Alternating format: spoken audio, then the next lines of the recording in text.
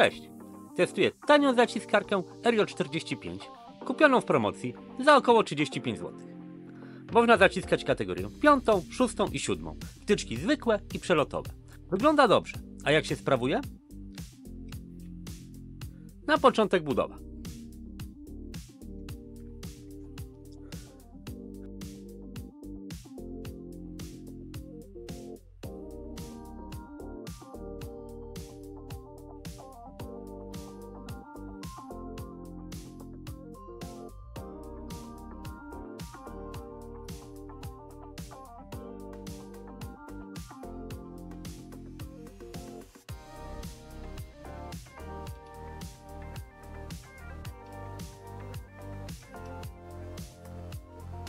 Skracanie kabli.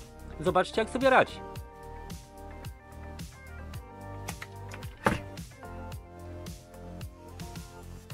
Żadnego problemu z obcinaniem. Kolejny etap to zdejmowanie izolacji.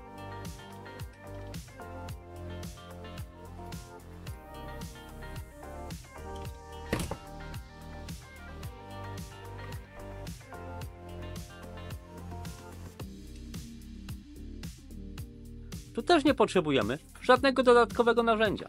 Zaciskarka radzi sobie dobrze. Teraz to co najważniejsze, czyli zaciskanie wtyczek.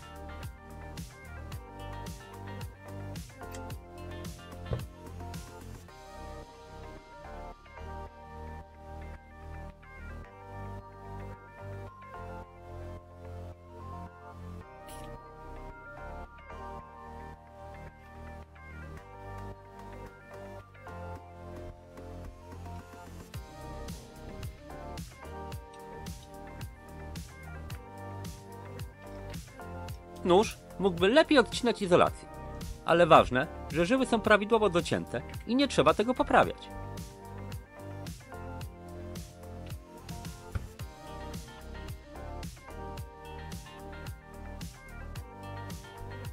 Mamy jeszcze narzędzie do zaciskania blaszek ekranu. Blaszki warto wcześniej podgiąć.